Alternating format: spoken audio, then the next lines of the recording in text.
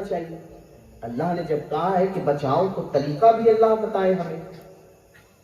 یا طریقہ کیا ہے, کیسے ہم اپنے آپ کو آگ سے بچائیں, کیسے ہم اس جہنم سے بچیں. تو سیدنا مولا علی کرم اللہ وجہہ الکریم اس آیت کی تفسیر میں فرماتے ہیں کہ اللہ نے جو اس آیت کریمہ میں آگ سے بچنے کے لیے کہا ہے اس کا طریقہ یہ ہے. فرماتے ہیں علموا اولادکم وربوہم باخلاق کریمہ. فرمایا کہ اگر تم اپنے آپ کو اور اپنے گھر والوں کو جہنم کی آگ سے بچانا چاہتے ہو تو ایک ہی طریقہ ہے اس کا, اور وہ یہ ہے کہ تم اپنی اولاد کو تعلیم دو اور انہیں اچھے اخلاق سے مزین و مرصع فرماؤ. سبحان اللہ. اپنی اولاد کو تعلیم سکھاؤ اور انہیں اچھے اخلاق دو, اچھی تہذیب دو. Educate them and teach them manners. انہیں اچھی تعلیم دے اور انہیں اچھا اخلاق سکھائے, تہذیب سکھائے, مینر سکھائے. اچھا بات تو یہ آتی ہے کہ ایک سوال آپ تو کہہ سکتے ہیں نا, سوال تو آپ کریں گے کہ تعلیم تو ہر جگہ آج مل رہی ہے, اسکول میں تعلیم ہے, کالجز میں تعلیم ہے, وہاں بھی سکھایا جا رہا ہے, ایجوکیٹ کیا جا رہا ہے, یونیورسٹیز ایک سے ایک کھل چکے ہیں. ہاں یہاں تعلیم تو ہے لیکن محض دنیاوی تعلیم ہے. اور آپ نے ہسٹری اٹھا کر دیکھیں کہ دنیاوی تعلیم حاصل کر کے آج تک ہمارے بچوں نے کتنا امپرومنٹ کیا, کتنی ترقی حاصل کی. ہم جہاں دیکھتے ہیں کہ ٹیکنالوجی میں ہم نے بہت ترقی کی, وہاں ہم دیکھتے ہیں کہ سماجی طور پر, اخلاقی طور پر ہم گر چکے ہیں. اخلاقی طور پر ہماری ترقی گر چکی ہے. ایک زمانے میں ہمارے بچے تہذیب جانتے تھے, اخلاق جانتے تھے. ہمارے بچے معلوم تھے کہ بڑوں کا ادب کیسے کرنا ہے.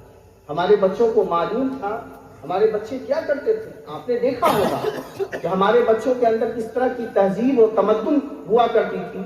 لیکن پچھلے 100 برسوں سے تو ہم اسی ماڈرن ایجوکیشن کو سیکھ رہے ہیں, لیکن ہم نے تعلیم تو حاصل کر لی لیکن اخلاق بھول گئے. تعلیم تو حاصل کر لی لیکن تمدن بھول گئے. تعلیم تو حاصل کر لی لیکن ہم مینرز بھول گئے. اور اس تعلیم نے ہمیں دیا کیا؟ اور اگر ہسٹری اٹھا کر دیکھیں تو اس تعلیم نے سوائے دنیا کو بربادی کے دیا کیا ہے؟ جاپان برباد ہوا, وہاں ہیروشیما اور ناگاساکی میں بڑے بڑے پرمانو بم گرا دیے گئے. آخر یہ کس وجہ, کس نے کیا؟ ایجوکیشن اور تعلیم نے بھی تو کیا. ان سائنسداں, ان بموں کو بنانے والے جو سائنسداں تھے وہ کون تھے؟ وہ تو بہت بڑے, بہت علم حاصل کرنے والے, بہت علم تھا ان کے پاس. لیکن اس علم نے کیا کیا؟ علم تو ہو لیکن اخلاق نہ ہو, علم تو ہو لیکن تہذیب نہ ہو, علم تو ہو لیکن انسانیت کی قدر نہ ہو, تو وہ علم دنیا میں سوائے بربادی کے کچھ نہیں لاتی. وہ علم اس دنیا میں سوائے بربادی کے کچھ نہیں لاتی. اور آج مسلمانوں کے ساتھ فلسطین میں کیا ہو رہا ہے؟ کیا اسرائیلی کیا پڑھے لکھے نہیں ہیں؟ تعلیم آپ تو کہیں گے بہت ٹیکنالوجی ان کے پاس ہے, کافی انہوں نے پڑھا لکھا ہوگا تب تو اس ٹیکنالوجی پہ پہنچے ہیں. اور کہا جاتا ہے کہ اسرائیل کو جو زمین ملی تھی وہ کوئی اپجاؤ زمین نہیں تھی, بالکل وہ میدانی زمین تھی, چٹیل میدان کی زمین تھی, نہ جہاں اپجایا جا سکتا, نہ کوئی اناج ہو, نہ کھانے کی کوئی چیز ہو. لیکن انہوں نے ٹیکنالوجی کے ذریعے, تعلیم کے ذریعے اس پوری زمین کو اور پورے اسرائیلی علاقے کو انہوں نے زرخیز بنا دیا. انہوں نے غلے اور اناج اگانے کے لائق اسے بنا دیا. لیکن آج ان لوگوں نے کیا کیا؟ آج فلسطین میں تباہی یہ علم کی بدولت ہے. لیکن یہ علم اگر اخلاق نہ ہو اس کے ساتھ میں تو اس دنیا میں سوائے بربادی کے کچھ نہیں لاتی. علم ہو لیکن اخلاق اور تہذیب نہ ہو, انسانیت نہ ہو, تو وہ علم اس پوری دنیا کو تباہی کی طرف لے جاتی ہے. لیکن زمانے نے دیکھا, تاریخ نے یہ بھی دیکھا کہ جب اللہ کے رسول صلی اللہ علیہ وآلہ وسلم علم لے کر آئے اور علم کے ساتھ اخلاق بھی لائے, تو وہ عرب زمین, وہ عرب قوم, اگر کہا جائے آپ سے کہ عرب, آج تو ہم عرب کے نام سے ہم سوچتے ہیں کہ بہت کروڈ آئل ہے, کافی پیسہ ہے, بینک بیلنس ہے, کافی بڑے بڑے وہاں کمپنیز ہیں. کافی کمائی ہے، کافی اچھا ریونیو جنریٹ ہوتا ہے وہاں، کافی اچھی کمائی، کافی اچھی پوزیشن. لیکن آج سے 1400 برس پہلے آپ ذرا تاریخ اٹھا کر پڑھیں. آج بھی جو لوگ مکہ شریف گئے ہوں گے، الحمدللہ کچھ روز پہلے عمرہ سے واپسی ہوئی، تو وہاں جانے کے بعد جو اندازہ ہوا کہ پورے مکہ میں چاروں طرف سے پہاڑی کے سوا کچھ نہیں ہے، پہاڑی ہے، صرف پہاڑی، کچھ نہیں ہے. ذرا سوچیں 1400 برس پہلے اس پہاڑی، اس ریگستان میں نہ اناج اگتا ہوگا، نہ کوئی چیز ہے، وہاں ایسے ہی لوگ ایک دیہاتوں کی طرح زندگی گزارتے ہوں گے. اور صحیح میں تاریخ میں یہ ملتا ہے کہ قوم عرب کے پاس اپنی زندگی گزارنے کے صرف 2 ہی راستے تھے، ان کے جس کو ہم کہتے ہیں سورس آف انکم. ان کے پاس 2 ہی سورس آف انکم تھا. ایک، وہ اپنے مویشیوں کو، اپنے اونٹوں کو، اپنے بکروں کو، اپنے بھیڑیوں کو چڑھا کر اس سے دودھ، اس سے کھانے پینے کا انتظام کرتے تھے. اور دوسرا جو طریقہ تھا ان کا سورس آف انکم، وہ یہ تھا کہ وہ شام اور یمن کی طرف جاتے تھے، جس کا اللہ تبارک و تعالیٰ نے قرآن میں ذکر کیا ہے، لِإِيلَافِ قُرَيْشٍ إِيلَافِهِمْ رِحْلَةَ الشِّتَاءِ وَالصَّيْفِ، کہ اللہ کا کرم ہے قریش والوں پر کہ اللہ نے قریش کو 2 موقع عنایت فرمایا کہ جب وہ گرمی کے موسم میں شام کا سفر کرتے ہیں تجارت کے لیے، اور ٹھنڈی کے موسم میں یمن جاتے ہیں مال تجارت لے کر، اور اس مال تجارت سے، اس بزنس سے جو کچھ پروفٹ ہوتا اس سے اپنی زندگی گزارتے تھے. 2 سورس آف انکم تھے. لیکن آج وہی قوم عرب ہے کہ جس کے پاس آج ہندوستان میں ہر زمین اپجاؤ ہے، لیکن یہاں کے لوگ ترقی سے پستی کی طرف آ گئے. لیکن وہاں جہاں کچھ بھی نہ تھا، اللہ تبارک و تعالیٰ نے اس قوم کو وہ مرتبہ کیسے عطا کر دیا کہ آج پوری دنیا اس قوم کو دیکھ رہی ہے. آج پوری دنیا قوم عرب کو دیکھ رہی ہے کہ بادشاہت ہو تو ایسی ہو، اور شاعر شان ہو تو ایسی ہو، پاور ہو تو ایسا ہو. تو آخر یہ سب آیا کیسے؟ رسول پاک صلی اللہ علیہ وآلہ وسلم جب 1400 برس پہلے تشریف لائے، اللہ نے فرمایا کہ ہم نے اس رسول کو کیوں بھیجا؟ وَيُعَلِّمُهُ الْكِتَابَ وَالْحِكْمَةَ، تاکہ انہیں کتاب اور حکمت اور علم سکھائے. سبحان اللہ. اور اسی علم اور اسی حکمت کے سکھانے کے بدولت، اب ذرا تاریخ اٹھا کر دیکھیں، تاریخ کی طرف آپ چلیں، اسی علم اور اسی حکمت کے سکھانے کے بدولت اللہ کے رسول نے کتنے برس لوگوں کو سکھایا؟ اللہ کے رسول نے کتنے برس لوگوں کو پڑھایا؟ کتنے برس تک تبلیغ و تعلیم کا سلسلہ جاری رکھا؟ 23 برس، محض 23 برس. 23 برس میں آپ کیا کریں گے؟ 23 برس اگر آپ کو دیا جائے کہ 23 برس میں ایک بگڑے ہوئے شخص کو سدھار دو، تو آپ کہیں گے پتھر پہ لکھنا تو آسان ہے، لیکن ایک بگڑے ہوئے دل کو سدھارنا بڑا مشکل ہے. وہ قوم عرب جو اپنے سوا کسی کی نہیں سنتی تھی، وہ قوم عرب جو شرابوں میں شرابوں رکھتی تھی، وہ قوم عرب جو جنہیں جوئے کا نشہ تھا، جوئے اور سچے بازی میں ان کا دل گزرتا تھا، وہ قوم عرب جن کے پاس شعر و شاعری، الٹے سیدھے شعر و شاعری ہمیشہ کہا کرتے تھے، اس قوم عرب کو اللہ کے رسول نے محض 23 برس تعلیم دی، 23 برس پڑھایا. اور صرف پڑھایا نہیں، اخلاق بھی دیا. سبحان اللہ. صرف پڑھایا نہیں، پڑھانے کے ساتھ ساتھ انہیں ایجوکیٹ کرنے کے ساتھ ساتھ انہیں مینر بھی سکھایا، انہیں تہذیب بھی دی، انہیں اخلاق بھی دیا. اور جب اللہ کے رسول نے صرف محض 23 برس، کیونکہ 40 اللہ کے رسول کی عمر صرف 63 برس کی ہوئی، جس میں 40 برس تو 40 برس کے بعد اللہ کے رسول نے لوگوں کو سکھانا شروع کیا، اور 23 برس کے بعد اللہ کے رسول یہاں سے پردہ فرما دیا. 23 برس میں اس قوم کو اللہ کے رسول نے کون سا مقام عطا کیا؟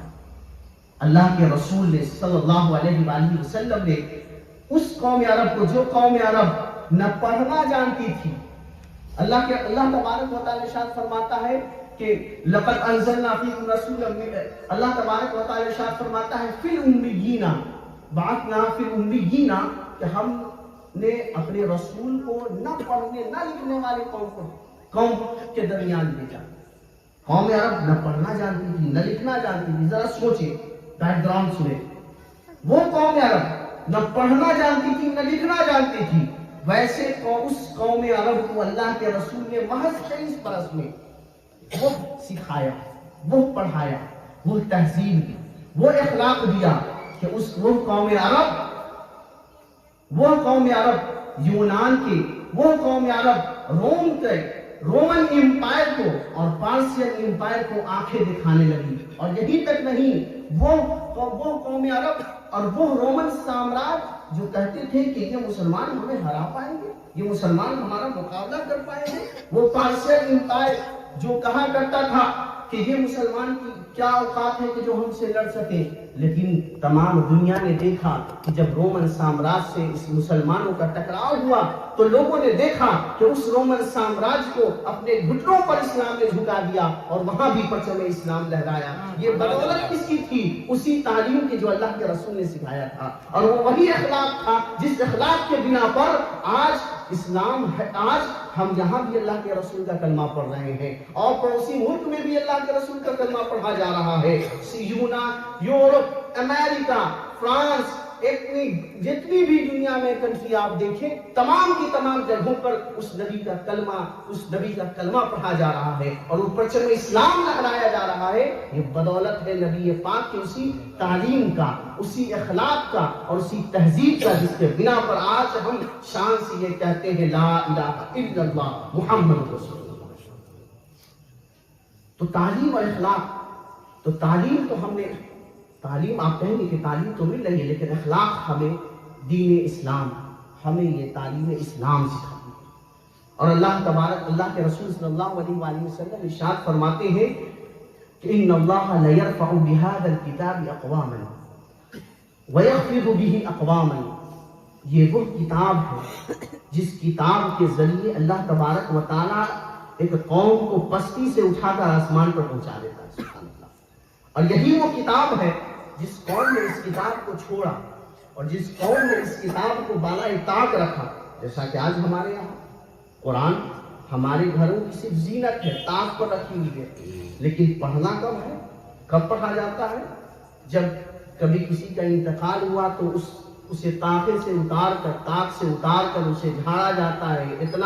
اتنے دنوں، اتنی مدت تک اسے رکھ دیا جاتا ہے، اس پر گردے بن جاتے ہیں، پھر اس کے بعد ہمیں پڑھنے کی توفیق ہوتی ہے.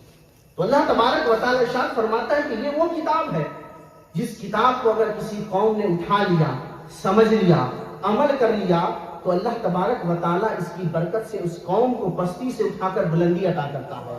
وَيَغْفِرُ بِهِ أَقْوَامًا. اور اسی کتاب کے چھوڑنے کی وجہ سے، اسی کتاب کو بالائے طاق رکھنے کی وجہ سے اللہ اس قوم کو آسمان سے پستی کی طرف لے آتا. اور یہ حال اور یہ سچویشن، یہ کنڈیشن تو ہمارا آپ سے بہتر کون سمجھ سکتا ہے کہ جب تک ہم اسلام کی صحیح راہ پر تھے، جب تک ہم نے کتاب اور سنت پر ہم نے عمل کیا، جب تک ہم نے اپنے بزرگوں اور اپنے پیغمبر کے بتائے ہوئے طریقے پر ہم جب تک چلے، تب تک ہمیں کوئی آنکھ دکھانے والا نہیں تھا. لیکن آج اسی طریقے کو چھوڑنے کے بنا پر آج ہمیں ہر کوئی اپنے ظلموں کا شکار بنا رہا ہے. ہر کوئی ہمارے اوپر لے کر چڑھ جاتا ہے. یہ بدولت ہے ہمیں اسلام چھوڑنے کی، یہ بدولت ہے ہمارے اسلام سے دور جانے کی اور کتاب اللہ اور سنت رسول سے دور جانے کی. درود پاک پڑھ اللہم صلی علی سیدنا شفیعنا و حبیبنا و مولانا محمد مبارک وسلم. صلاۃ و سلام علیک یا رسول اللہ صلی اللہ تعالی علیہ وآلہ وسلم. تو تعلیم جو ہے ہمیں باہر تو ملتی ہے، اسکولز میں، کالجز میں، یونیورسٹیز میں تعلیم ہے، لیکن مدرسہ کیوں ضروری ہے؟ سب سے پہلا مدرسہ اللہ کے رسول صلی اللہ علیہ وآلہ وسلم نے قائم کیا، جس مدرسے کو دار ارقم بن ارقم کہا جاتا ہے. مکہ شریف میں ایک صحابی رسول کا گھر ہے، سیدنا ارقم بن ارقم رضی اللہ تعالیٰ عنہ. اللہ کے رسول نے اس گھر کو سب سے پہلے اسلام کا سب سے پہلا مدرسہ بنایا. جب کسی کو دین سیکھنا ہوتا تو اسی گھر میں آ کر، اور اللہ کے رسول وہیں پر تشریف فرما ہوتے اور جو انہیں ضرورت ہوتی سکھاتے. بچے بھی آتے، اللہ کے رسول سے جو کچھ سیکھنا ہوتا اسی گھر میں آ کر سیکھتے. تو وہ دار ارقم، اللہ کے رسول نے وہ مدرسہ قائم کیا اور آج الحمدللہ ان کے غلامان پوری دنیا میں مدارس قائم کر رہے ہیں. سبحان اللہ. کیونکہ اللہ کے رسول صلی اللہ علیہ وآلہ وسلم نے وہ مزاج دیا اور وہ ذہن دیا کہ مدارس کو قائم کرنا کتنا اہم ہے اور کتنا ضروری ہے، کیونکہ اسی سے اسلام کی بقا ہے اور اسی سے مسلمانوں کی بھی بقا ہے۔ اگر یہ مدارس نہ ہو تو نہ اسلام ہو نہ مسلمان ہو۔ اور ترکی کی آپ ہسٹری ترکی کی ایک ہسٹری ہے۔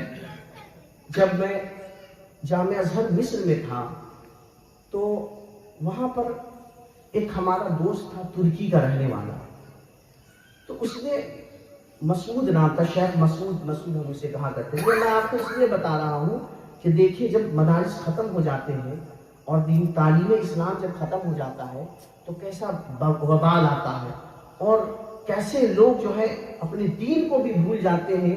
بس انہیں یاد رہتا ہے کہ ہم مسلمان تو ہے، لیکن مسلمان کس چیز کا نام ہے وہ نہیں جانتے۔ اس شخص نے ایک تاریخ بیان کی کہ جب ورلڈ وار 2 ہوا تھا اور جب خلافت عثمانیہ گری، آپ نے نام سنا ہوگا جو پرانے ہوں گے، خلافت عثمانیہ ایک اسلامی سلطنت تھی۔ خلافت عثمانیہ جب گر گئی تو وہاں جو ہے دنیا کے جو بڑے بڑے اپنے آپ کو ذمہ دار کہتے ہیں، ان لوگوں نے مل کر کے جو ہے ترکی کو جو ہے اسلامی سلطنت سے خارج کر دیا۔ اب وہاں پر ڈیموکریسی قائم کی گئی اور اس کا جو سب سے پہلا پریسیڈنٹ بنایا گیا اتاتürk جس کو کہا جاتا ہے۔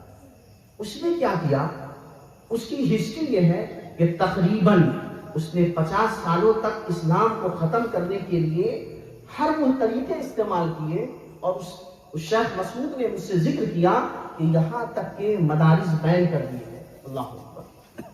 علماء کو راتوں رات اٹھا لیا گیا، تاکہ علماء رہیں گے نہیں تو دین کون سکھائے گا، یہ کون بتائے گا کہ الحمدللہ کون سی کتاب میں پایا جاتا ہے۔ سورہ فاتحہ اگر آپ کو پڑھنا ہے تو یہ کون بتائے کہ سورہ فاتحہ کون سی کتاب میں ہے۔ اور قرآن کے نسخے کو غائب کر دیا گیا، اور یہی تک نہیں، آذان جو ہوتی ہے نا، اس آذان کے اللہ اکبر اس کو بھی ترکی زبان میں کنورٹ کر دیا گیا۔ اللہ اکبر، ترکی زبان میں اذان ہوتی تھی، یہ عربی زبان نہیں، ختم کر دی گئی۔ یہاں تک کہ مدارس میں یہ بول کر پڑھایا جاتا تھا کہ تمہیں دین کی تعلیم دی جا رہی ہے، تمہیں اسلام سکھایا جا رہا ہے۔ سورہ فاتحہ بچے اسکول سے پڑھ کر انہیں پڑھایا جاتا کہ یہ قرآن شریف ہے، اس کو پڑھو۔ جب آ کر بچہ گھر آتا، اور بچہ گھر آنے کے بعد اس کے ماں باپ پوچھتے کہ بیٹا کیا پڑھ کر آئے ہو، تو سورہ فاتحہ سیکھ کر آیا ہو۔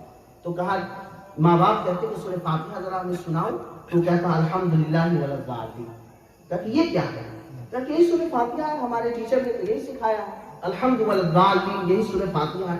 کہ باقی بیچ کا مجھے تو نہیں معلوم، کیونکہ قرآن کے نسخے کو غائب کر دیا گیا، اور محض کتابی شکل میں کچھ عربی کے لفظ لکھ کر کے، اور بچوں کو صرف اتنا پڑھایا جاتا الحمد ولا الضالین، یہی سورہ فاتحہ، بیچ کا سب غائب، کیونکہ مدارس ختم کر دیے گئے تھے۔ کیونکہ اسکول میں برائے نام جو ہے اسلام کے نام پر بچوں کو دھوکہ دیا جا رہا تھا، اور یہاں تک کہ یہ حد ہو گئی کہ داڑھی ٹوپی سب ختم کر دیا گیا۔ اللہ اکبر۔ یہ معاملہ کیوں ہوا، یہ حادثہ کیوں ہوا؟ کیونکہ مدارس بند کر دیے گئے، مدارس ختم ہو گئے، اور جب یہ ختم ہو گیا تو یہ ختم ہو جانے کے بعد پھر اسلام وہاں سے ختم ہو گیا۔ تقریباً اسلام ختم ہو چکا تھا وہاں۔ لوگ جانتے نہیں تھے کہ ہمیں کپڑا کیسے پہننا ہے۔ لوگ جیسے لڑکیاں دوشیزائیں، جنہیں کپڑا بس انہیں اتنا سلیقہ ہوتا ہے کہ بس ہمیں لوگوں کو لبھانا ہے چاہے جیسا کپڑا۔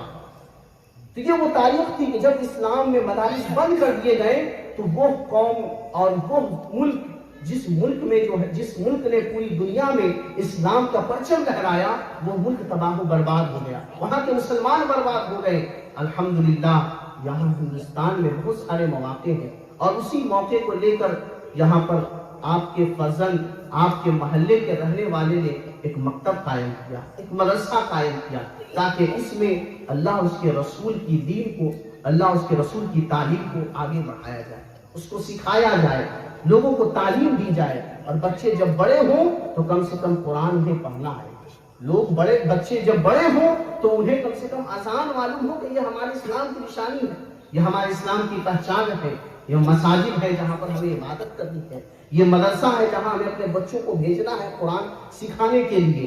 تو الحمدللہ یہ بہت بڑا فضل ہے کہ انہوں نے یہ مدرسہ قائم کیا ہے. درود پاک پڑھ اللہم صلی علی سیدنا شفیعنا وحبیبنا و مولانا محمد وبارک وسلم.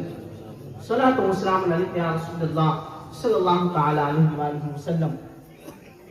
اللہ کے رسول صلی اللہ علیہ وآلہ وسلم نے علم کی فضیلت حدیث پاک میں ہمیں کس طور پر ملتی ہے. قسم خدا کی اللہ کے رسول صلی اللہ علیہ وآلہ وسلم ارشاد فرماتے ہیں من سلک طریقا یلتمس به علما سہل اللہ به طریقا الی الجنہ. جیسا کہ میں نے شروع میں ذکر کیا تھا کہ انسان کی آدھی زندگی تو اس میں ختم ہو جاتی ہے کہ دنیا کی فکر میں کہ ہمیں دنیا میں پراپرٹی بنانا ہے, دنیا میں گھر بنانا ہے, دنیا میں مکان اور دنیا میں ہمیں دکان کھڑا کرنا ہے, گاڑیاں لینی ہے. پھر اس کے بعد اگر دل میں ایمان زندہ ہے تو آدھی زندگی کے بعد پھر انسان کے ذہن میں یہ فکر آتی ہے کہ اب آخرت کا کیا ہوگا, اب آخرت میں کہاں ٹھکانا ہوگا, اب تو جنت کے لیے کچھ کر لیں, اب تو آخرت کے لیے کچھ کر لیں. اللہ کے رسول صلی اللہ علیہ وآلہ وسلم نے اس کا ایک آسان سا طریقہ بتایا, ایک آسان سا راستہ بتایا. فرمایا من سلک طریقا یلتمس به علما, جو شخص دین کی راہ پر نکل جاتا ہے, علم کی راہ پر نکل جاتا ہے, جو شخص علم سیکھنے کے لیے نکل جائے تو اللہ کے رسول فرماتے ہیں سہل اللہ به طریقا الی الجنہ, اللہ تبارک و تعالیٰ اس کے لیے جنت کی راہ کو آسان فرما دیتا ہے. اللہ تبارک و تعالیٰ اس کے لیے جنت کی راہ کو آسان فرما دیتا ہے. اور یہ علم جو ہے, یہ علم ہم عبادت کرتے ہیں, جیسا کہ مجھ سے بیشتر جو ہے حضرت نے بیان کیا کہ عبادت, عابد اور ایک عالم میں کیا فرق ہوتا ہے. عابد جس سے سوال کیا گیا کہ کیا اللہ تبارک و تعالیٰ سوئی کی نوک میں پوری دنیا کو بسا سکتا ہے, وہ جواب نہ دے سکا, اور عالم نے اس کا جواب دیا. ہم عبادت کرتے ہیں, ہم عبادت و ریاضت کرتے ہیں. عبادت و ریاضت کوئی ایسی چیز میں آپ کو بتانا چاہتا ہوں, ایک ایسی چیز کہ جس میں عبادت بھی ہے, جس میں تسبیح و تحلیل بھی ہے, اور سبحان اللہ جس میں جہاد کا ثواب بھی ہے. سیدنا معاذ رضی اللہ تعالی عنہ فرماتے ہیں, سیدنا معاذ رضی اللہ تعالی عنہ سے ایک روایت مروی ہے, فرماتے ہیں کہ تعلموا العلم فإن تعلمه رضا للہ خشیۃ للہ. سیدنا معاذ رضی اللہ تعالیٰ عنہ فرماتے ہیں کہ علم دین سیکھنا, علم سیکھنا, تعلم العلم, کیونکہ علم سیکھنا جو ہے اللہ تبارک و تعالیٰ سے ڈرنا ہے. سبحان اللہ, علم سیکھنا یہ پاکیزگی ہے دل کی. اور اس کے بعد فرماتے ہیں فإن طلبه عبادۃ للہ, اور فرمایا کہ علم دین کی جستجو میں لگے رہنا, علم کی راہ میں نکل جانا اور علم کو ڈھونڈنے میں لگ جانا, علم کے مطالبے میں لگے رہنا. سیدنا معاذ فرماتے ہیں کہ یہ عبادت ہے. سبحان اللہ, یہ عبادت ہے. ہم نماز پڑھتے ہیں, عبادت ہے نا, لیکن جو شخص علم کی جستجو میں لگ جائے, علم کے مطالبے میں لگ جائے, علم کو طلب کرنے میں لگ جائے, تو سیدنا معاذ فرماتے ہیں کہ اس کا یہ طلب کرنا عبادت ہے.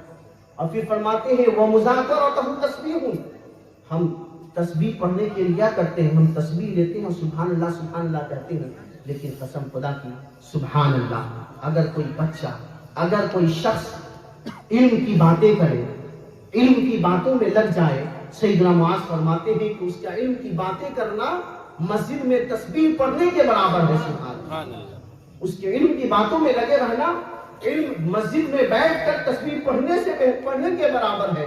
اور پھر فرمایا وہ مذاکرتہ والبحث عنہ جہاد. سبحان اللہ, جہاد کہتے ہیں کہ معاشرے, دینی معاشرے کی بقا کے خاطر.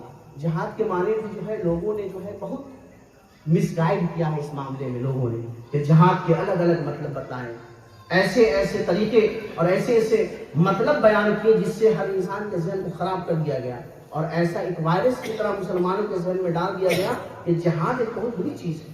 نہیں, جہاد کا مطلب سنیں, جہاد کا مطلب ہے کہ اسلامی سماج کو، اسلامی کمیونٹی کو دشمنوں سے بچانے کے لیے اور دشمنوں سے بچانے کے خاطر اپنے ہاتھوں میں جو ہتھیار اٹھایا جاتا ہے وہ جہاد ہے۔ ہاں، اسلامی معاشرے کو، اپنے قوم کو بچانے کے خاطر، ایسے نہیں کہ کسی کو بھی لے کر ہم راہ میں نکل گئے قتل کر دیں گے، جہاد ہے، جہاد نہیں ہے، اپنے آپ کو، اپنی کمیونٹی کو بچانے کے خاطر مقابلہ کرنا، یہ اصل جہاد ہے۔ تو جہاد کا ثواب، لیکن سیدنا معاذ رضی اللہ تعالیٰ عنہ فرماتے ہیں کہ جو شخص چاہتا ہے کہ جہاد کا ثواب حاصل کرے تو سیدنا معاذ فرماتے ہیں والبحث عنہ جہاد، فرمایا کہ جو شخص جہاد کا مرتبہ اور جہاد کا ثواب پانا چاہتا ہے تو وہ بس علم کی بحث میں لگ جائے، علم کے ریسرچ میں لگ جائے، علم کی کھوج میں لگ جائے، اسے جہاد کا ثواب عطا کیا جائے گا۔ سبحان اللہ، اسے جہاد کا ثواب اسے عطا کیا جائے گا۔ یہ علم کی برکت ہے، یہ علم کا فیضان ہے، اور اس علم کے فیضان کو ہم جو جاری، اور جہاں سے اس علم کے فیضان کو جاری کیا جاتا ہے وہ آپ کا یہ مدرسہ ہے، یہ آپ کا مکتب ہے، یہ آپ کا مدرسہ رسول ہے، جہاں سے آپ کے بچے تعلیم سیکھتے ہیں، تربیت سیکھتے ہیں، اخلاق سیکھتے ہیں۔ ہم اسکولوں میں تو اپنے بچوں کو بھیج کر تعلیم سکھاتے ہیں، ضروری ہے، وہ بھی ضروری ہے، یہ بھی ضروری ہے۔ ہمارے شیخ فرماتے ہیں کہ اگر مسلمان کو صحیح طریقے پر چلنا ہے اور مسلمان کو صحیح ترقی کی صحیح راہ پر چلنا ہے تو فرماتے ہیں کہ جس طریقے سے پرندے کے لیے دونوں پر کا ہونا ضروری ہے، جس طرح پرندے کے لیے دونوں پر کا ہونا ضروری ہے۔ آپ بتائیں، اگر پرندے کے پاس ایک پر ہو اور دوسرا پر نہیں ہو تو کیا اڑ پائے گا؟ نہیں اڑ پائے گا۔ فرماتے ہیں کہ پرندے کے دو پر ہونے ضروری ہے، ویسے ہی ایک مسلمان کے لیے ضروری ہے کہ جہاں دنیاوی تعلیم ہو، جو دنیاوی تعلیم اسے دنیا میں پرواز کا طریقہ دے گی، اسے دنیا میں پرواز کا طریقہ سکھائے گی، پرواز عطا کرے گی، اور دینی تعلیم اسے دنیا میں بھی اور آخرت میں بھی مقام حاصل کروائے گی۔ سبحان اللہ، اسے آخرت میں بھی بلند مقام عطا کرے گی یہ علم دین۔ تو ہمیں جو ہے علم سیکھنا، اپنے بچوں کو سکھانا ہر حال میں ضروری ہے۔ اور ایک خرابی اور آتی ہے، ایک خرابی، اگر بچہ صرف دنیاوی تعلیم حاصل کرے تو آپ نے دیکھا ہوگا، آپ نے نوٹس کیا ہوگا، یہ حقیقت بتا رہا ہوں، اور آپ نوٹس کرنا، جو شخص صرف دنیاوی تعلیم حاصل کرتا ہے، جس بچے کو صرف دنیاوی تعلیم حاصل ہو، ماڈرن ایجوکیشن اس نے حاصل کی ہو، تو اس کے اندر جو دیکھا جاتا ہے کہ اس کے اندر اسلامی تعلقات سے نہ کوئی جذبہ ہوتا ہے، نہ نماز کی کوئی فکر ہوتی ہے، اور نہ ہی اسلام کے حلال و حرام کی کوئی تمیز ہوتی ہے۔ اسے دوستوں نے سکھایا کہ چلو شراب نشہ کرنے چلتے ہیں، اس کو لگا چلو چلتے ہیں، اسے تو کچھ معلوم ہی نہیں ہے۔ دوستوں نے کہا کہ چلو عیاشی کی طرف چلتے ہیں، وہ چلا گیا، اور اس طریقے سے دین اسلام سے بالکل وہ اپنی روح سے دور ہو جاتا ہے۔ کیونکہ ہمیں دنیاوی تعلیم صرف جسم کی خواہش پوری کرنے کا طریقہ بتاتا ہے، کہ اپنے جسم کی خواہش کو کیسے بجھانا ہے، اپنے شہوت کو کیسے بجھانا ہے، یہ صرف طریقہ ہمیں سکھاتا ہے۔ کیونکہ جو لوگ دنیاوی تعلیم حاصل کرنے کے بعد اس کی جاب میں جاتے ہیں یا اس کے بنا پر کہیں پر کام کرتے ہیں، انہیں صرف یہ فکر ہوتی ہے کہ ہمیں کیسے کمانا ہے، چاہے جھوٹ ہو کہ سچ ہو، وکیل ہے، لائر ہے، زمین کے کاروبار کرنے والے ہیں، انہیں صرف اتنا معلوم ہے کہ کیسے پیسہ کمانا ہے۔ لیکن اگر یہ تعلیم، مدرسے کی تعلیم، قرآن کی تعلیم، سنت کی تعلیم یہ بتاتی ہے کہ کسی کا ایک پیسہ بھی بغیر محنت کا کھایا تو وہ سود ہے۔ ایک پیسہ بھی اگر کسی کا بغیر محنت کے اور بغیر کسی چیز کے بدلے اگر تم لیتے ہو تو یہ سود ہے، اور سود کا مال جو ہے انسان کو دنیا میں بھی برباد کر دیتا ہے اور آخرت میں بھی برباد کر دیتا ہے۔ تو یہ جو ہے دینی تعلیم ہمیں اخلاق سکھاتی ہے، تہذیب دیتی ہے، ہمیں مینر سکھاتی ہے۔ جیسا کہ سیدنا علی کرم اللہ وجہ الکریم فرماتے ہیں کہ اپنی اولاد کو اگر تم چاہتے ہو کہ اپنے آپ کو اور اپنی اولاد کو تم جہنم کی آگ سے بچاؤ تو اپنی اولاد کو دین کی تعلیم دو اور اچھے اخلاق انہیں سکھاؤ، تب جا کر کے تم اپنے آپ کو اور اپنے گھر والوں کو بھی جہنم کی آگ سے بچا پاؤ. اور اس آیت کریمہ میں آخر بات ذکر کروں. اس آیت کریمہ میں اللہ تبارک و تعالیٰ نے ارشاد فرمایا کہ قو انفسکم، اپنے آپ کو بچاؤ. پھر کہا وَأَهْلِیکُم، اور اپنے گھر والوں کو بچاؤ. اللہ تبارک و تعالیٰ نے سب سے پہلے کہا اپنے آپ کو بچاؤ، پھر اپنے گھر والوں کو بچاؤ. اگر آپ میں سے کسی نے اگر فلائٹ کا سفر کیا ہوگا، جہاز، ہوائی جہاز پہ بیٹھے ہوں گے، تو وہاں پر جہاز اڑنے سے پہلے انسٹرکشن دی جاتی ہے کہ اگر بائی دا وے اگر ایمرجنسی سچویشن ہو گئی اور جہاز کو جو ہے پانی پر لینڈ، اگر اس کی آکسیجن اس کے اندر خراب ہو گیا، تو اس صورت میں آپ کو کیا کرنا ہے کہ آکسیجن بیگ اوپر سے آپ کے لیے گرے گا. اب سب سے پہلے یہ کرنا ہے کہ پہلے اپنے آپ میں آکسیجن، اپنے منہ میں پہلے آکسیجن لگانا، پھر اس کے بعد اپنے بغل والے کو کے منہ میں اس کو سپورٹ کرنا ہے، اس کو ہیلپ کرنا ہے کہ اس کے منہ میں بھی آکسیجن لگ جائے. پہلے اپنے آپ کو لگانا ہے. اللہ تبارک و تعالیٰ نے یہ ذہن، یہ ہمیں قرآن دیتا ہے کہ سب سے پہلے علم سے اپنے آپ کو آراستہ کرو. سب سے پہلے علم سے، علم دین سے، علم اور اخلاق سے سب سے پہلے اپنے آپ کو مزین کرو، اپنے آپ کو سجاؤ، پھر اس کے بعد اپنی اولاد کو بھی سجاؤ. کیونکہ ماں باپ اگر علم سے بے بہر ہوں گے، بے طریقہ ہوں گے، بچے کو تو سکھا رہے ہیں لیکن ماں باپ خود جھوٹ بول رہے ہیں. بچے تو سیکھ رہے ہیں مدرسے میں جا کر، لیکن گھر پہ کوئی آتا ہے بچے سے پوچھتا ہے کہ بچے بتاؤ ابو ہے گھر پہ، تو ابو پیچھے سے کہتے ہیں کہ بیٹا کہہ دو کہ ابو گھر پہ نہیں ہے. تو بچے کو تو آپ خود ہی گھر پہ جھوٹ بولنا سکھا رہے ہیں کہ بچے کہہ دو کہ گھر پہ ابو نہیں ہے آپ اس کے باوجود بھی کہہ رہے ہیں کہ نہیں ہے. تو یہ طریقے آپ کو بدلنے ہوں گے. پہلے اپنے آپ میں دینی تعلیم کا شعور پیدا کرنا ہوگا. پہلے اپنے آپ کو یہ شعور اپنے اندر پیدا کرنا ہوگا کہ اگر بچہ ہمارا پڑھ رہا ہے تو ہم بھی اس حساب سے عمل کریں تاکہ بچہ مدرسے میں بھی سیکھے، باہر جا رہا باہر بھی سیکھے، اور گھر پہ بھی آ کر کے وہی سیکھے جو مدرسے میں سکھایا گیا. تو میرے دوستوں، وقت کی کمی کو دیکھتے ہوئے بس یہی میری آپ سے گزارش ہے کہ یہ بہت اچھا کام ہے. کون جانتا ہے کہ آگے کب کیا ہو جائے اور کون سی چیز کب ترقی پا جائے. اگر خلوص دل میں ہے